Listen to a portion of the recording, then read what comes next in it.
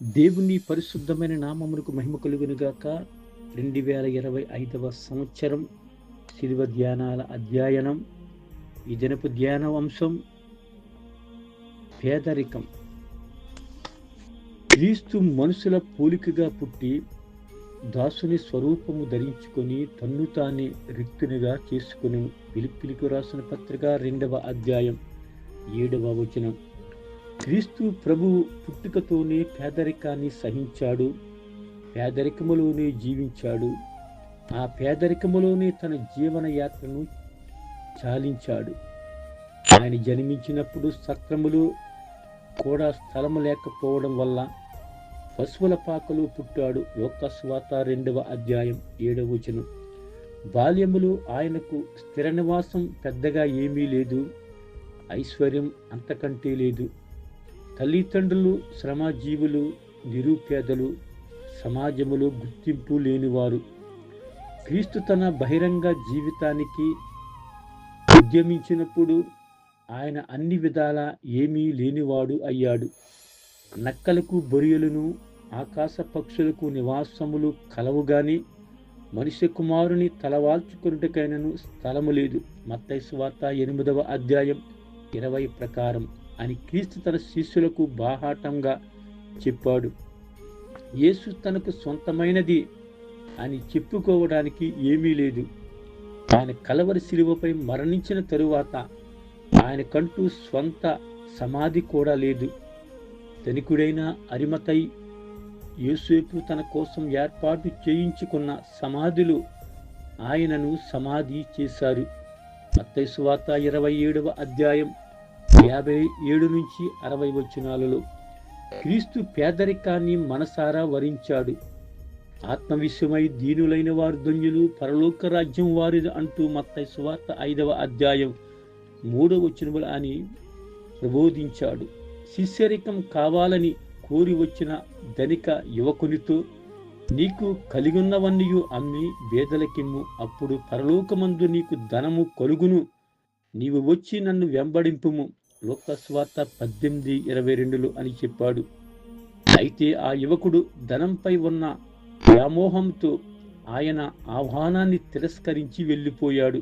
అప్పుడు యేసు, ఆస్తి గలవారు దేవుని రాజ్యములో ప్రవేశించుట కంటే సూదే బెజ్జములో ఒంటె దూరుట సులభమంటూ మత్తయి లోకా సువార్త 18వ అధ్యాయం 24 అని చెప్పాడు. యేసు పేదరికాన్ని వహించడానికి కారణం ఆయన ధనం కంటే విలువైన మరొక ఐశ్వర్యాన్ని పొంది ఉండడమే.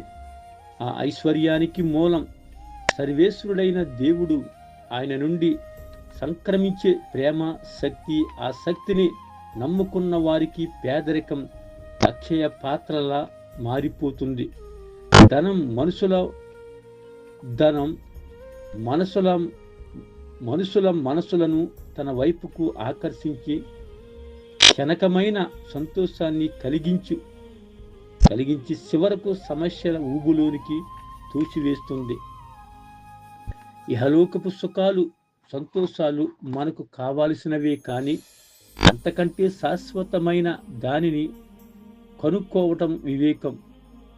శాశ్వత సంపదను పొందడానికి పేదరికం రాజ్యమార్గం. ఏమి తిందుమో ఏమి త్రాగుదుమో అని మీ ప్రాణములను గూర్చి అయినను, ఏమి ధరించుకుందుమో అని మీ దేహమును గూర్చి అయినను చింతింపకుడి. ఆహారము కంటే ప్రాణమును, వస్త్రము కంటే దేహమును గొప్పవి కావా? కాబట్టి మీరు ఆయన రాజ్యమును నీతిని మొదట వెదకుడి, అప్పుడు అవన్నీ మీకు అనుగ్రహింపబడును. మత్తయి సువార్త 6వ అధ్యాయం 25-33 వచనాలు. పేదరికపు రహస్యాన్ని క్రీస్తు మనకు తెలుపుతున్నాడు. కాబట్టి ప్రతి క్రైస్తవుడు ఒక నిర్ణయం తీసుకోవలసి ఉంది. ధనమా లేక దైవమా? మత్తయి సువార్త 6:24. ఈ లోకపు సంపదను కోరుకుంటే దైవ సన్నిధిని కోల్పోతాము. మత్తయి సువార్త 6వ అధ్యాయం 19-21 వచనాలలో పేదలకాయన శుభవార్త ప్రకటించాడు. అసలు ఆయనే నిరుపేదగా బ్రతికాడు. ఆలయం పన్ను కట్టడానికి పేతురు వెళ్ళి సరస్సులో గాలం వేయవలసి వచ్చింది. నాణెంపై వ్రాయ చూపిన వానికి ఆయన జేబులో ఒక్క నాణెము కూడా లేదు. బీదలైన మీరు ధన్యులు, దేవుని రాజ్యం మీది. లోకస్వార్త 6:20. మనం సోమరుల సోమర్లకంగా పని చేయకుండా కూర్చోవడం వల్ల దాపరించే పేదరికం కాదు ఇది. ఇది ఉండి కూడా ఇతరులకు సహాయం చేయడం ద్వారా సంతృప్తి చెంది క్రీస్తు మనసు కలిగి పేదరికాన్ని అనుభవించడం ధన్యత. మనము ధనికులం కావాలని ఆయన పేదవాడయ్యాడు. ధన్యవాదాలు, సిరి సంపదలు యెహోలోక తెల్లలు దాటి రానే రావు. ఉన్నది లేని వారికిచ్చి ఉండి కూడా లేనట్టు ఉండడమే ఉత్తమం.